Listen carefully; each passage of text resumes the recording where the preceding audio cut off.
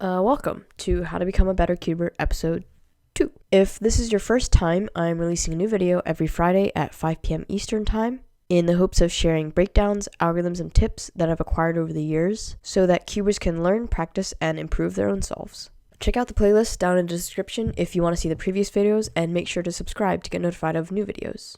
Okay. So I know I gave a little spiel at the beginning of the last video, but there are a few things I want to stress about this series and improvement in cubing in general. So firstly, I do want this series to be both educational and entertaining, but for it to be effective, there are a few things that you, as a viewer, do to if you want to become a better and faster cuber. Firstly, you obviously don't need to watch every second of every video that I upload, but I strongly recommend giving your full attention to a video if you wish to learn something from it. This may include grabbing a cube, following along, and pausing the video as needed to make sure that you can digest the information. You just can't improve by passively watching videos, and this goes for any area of learning. For example, in programming, sure, you could watch a 6-hour video on, let's say, Python, but if you don't program yourself, you're never actually going to learn the topics. 2, I think active solving is really important. This includes straying away from super long sessions. For example, I personally don't like to cube for longer than an hour at a time because I find that I lose concentration, and then those sessions turn into mindless solving where I'm basically not even paying attention to what I'm doing and I'm not actively looking for ways to improve in my solves. And the desire to stray away from this comes from the fact that when you learn new things, you need to retrain your instinct, which happens slowly and gradually. For example, we all know that 1 plus 1 is 2, but if for some reason today the universe decided to change it so that 1 plus 1 is 3, we would all have to retrain our instinct so that if someone asked us what 1 plus 1 was, we would have to immediately say 3. And of course, this happens over time and gradually, and you can't really sit down and do it in one session. So now onto this algorithm. This algorithm specifically is for a seemingly simple F2L pair that you can solve intuitively. When you solve it intuitively, there's usually a rotation, several regrips, and it's 8 moves, whereas the algorithm I'm about to show is regripless, rotationless, and it's 7 moves. And then afterwards, I'll walk you through a solve in which I use this algorithm.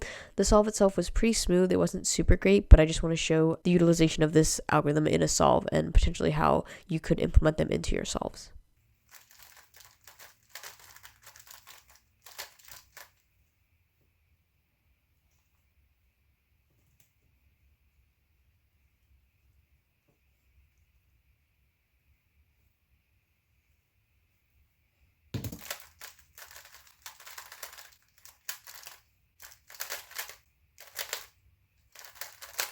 So firstly, in the last video, I realized the cube was slightly out of frame some of the times. I hope that it's a little bit better in this video. The algorithm is for when you're solving a pair into the front right, and the cross colors on the right and the 2 colors on top are the same, which means that if you did a standard insert, it would insert upside down, which is obviously not ideal. So the algorithm is going to be wide R prime, U2 prime, R2, U, R2 prime, U, R. And the way I think of this is that I think of it as pulling the pair down, doing a U2, R2 to pair up them in the back, do a U to align it with this cross piece, and then fix the rest of the cube. And then if you'll note, when I execute slowly, the way I do the U at the very end is I sort of push with these 2 fingers here. So I'll do it slowly again. I'll do it a little faster. And I'll execute quickly. So it's regripless, rotationless, and it's fewer moves than the intuitive solution, which is usually a rotation, pairing it up, and then inserting. So again, and then a little bit faster. So now I'm going to show you a solve in which I use this. The solve itself was pretty good. It wasn't an exemplary solve, but I just want to show you how it can be applied in a solve. So for this solve, I'm going to take you through my thought process and how I use the algorithm that I just showed in this solve. And the scramble is going to be above. I did red for this solve, and I was able to see cross plus 1 in inspection. First, I noticed that these 2 pieces, if I do an R2 prime, will solve relative to each other, and then that will bring this white red piece also relatively correct. So once those 3 cross pieces are solved, I noticed that these 2 pieces will end up together, which leads to a relatively easy cross plus 1, and I'll explain it as I execute it if it doesn't make sense right away. So first I did an R2 prime F, which solves the 3 cross pieces in the incorrect centers. And then I did a DL2, which you'll notice solves the cross and 1 corner piece, again into the incorrect orientation. And what this allows me to do is, I'm going to make a video about this in the future, but this is a technique called keyhole, where I insert this edge into where it needs to go. And then once I bring the cross in, it will solve this pair.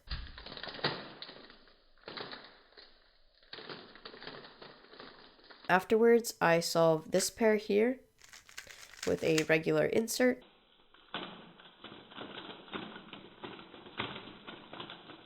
And then I think I did this one in the back here.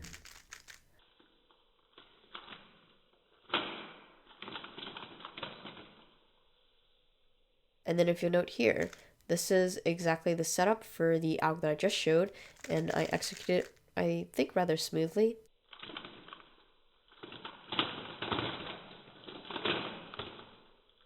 And then the rest was just simple OLL PLL.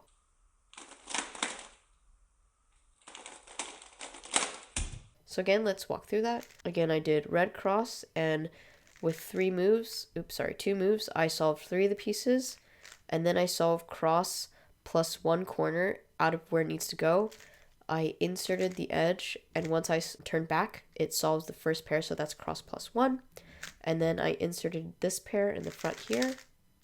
I inserted this pair in the back here, and then here is where I used the alg from before, and then regular OLL and PLL.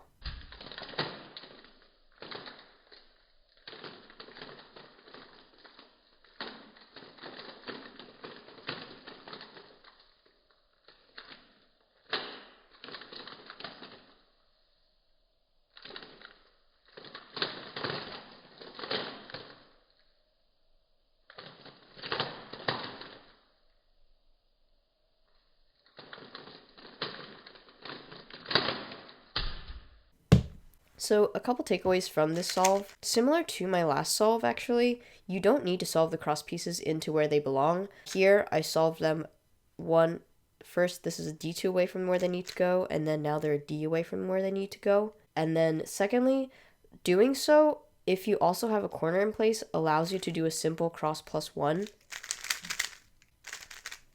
And then lastly, the tip, I guess, for this solve is this algorithm here, where we're inserting this usually bad pair that causes rotations and regrips with a algorithm, and then nothing special about last layer here. So yeah, I hope that solve was cool, I hope the alg was cool, and I hope you learned something. Hope you enjoyed the video. If you did, make sure to like me on Facebook, follow me on Instagram, and subscribe for the latest content.